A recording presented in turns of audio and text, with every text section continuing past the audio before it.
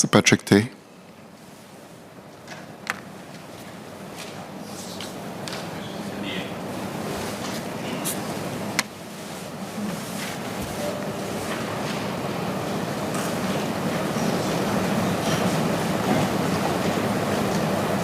Mr. Speaker, MOE and its educational institutions, including our kindergartens, are committed to providing a safe learning environment for our students. MOE does not hire anyone who has committed offences of moral turpitude, including sexual offences and violent crimes.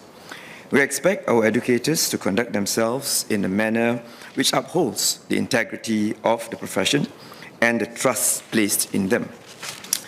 MOE takes a serious view of any misconduct by educators and will not hesitate to take disciplinary action against those who fail to adhere to our standards, including dismissal from service. The private tuition and enrichment industry is diverse, with a wide range of providers and settings. This includes tuition and enrichment centers, as well as freelance private tutors and enrichment teachers.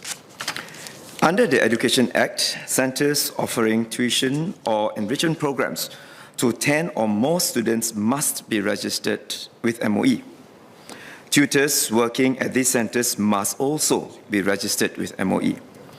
During registration, applicants must declare whether they have been convicted of any offense punishable with imprisonment, including sexual offenses or violent crimes.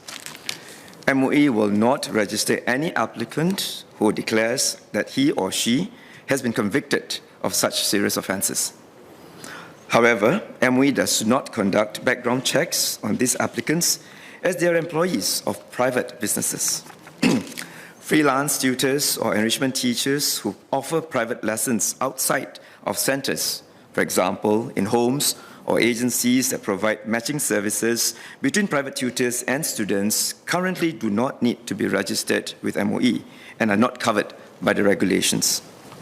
As the Minister for Home Affairs had informed Parliament in April 2022, the government is reviewing how best to strengthen the screening framework for those working with children. This includes whether to make it mandatory for freelance providers of services for children to be screened for serious offences, including sexual offences. Mr. Patrick Tay.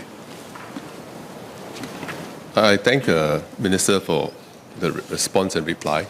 I think just two SQs. Firstly, on whether MOE, I take cognizance that MHA will be reviewing screening of potential educators and even trainers and coaches of young children. But in light of the recent spate of cases, sexual offences against young persons, whether MOE will look at licensing tuition teachers, whether in a private setting, or even coaches and instructors that deliver services to students.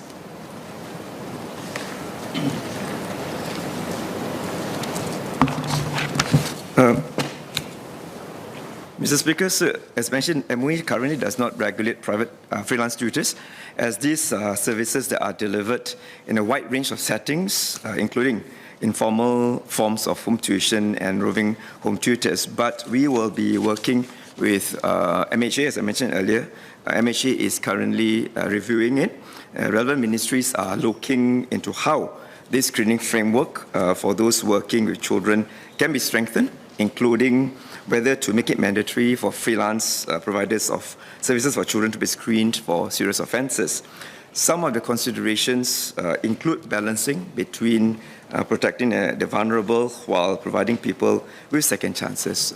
So we will come back to the House with the review when the review is completed. But I think the other issue, Mr. Speaker, is really we also want to encourage parents who engage these private tutors and service providers should also exercise care and due diligence. For example, not leaving the tutors and child alone behind closed doors, and continue to engage their own children and their and the tutors, and communicating with them so that they can also ensure the safety of their children when they engage such private operators and service providers.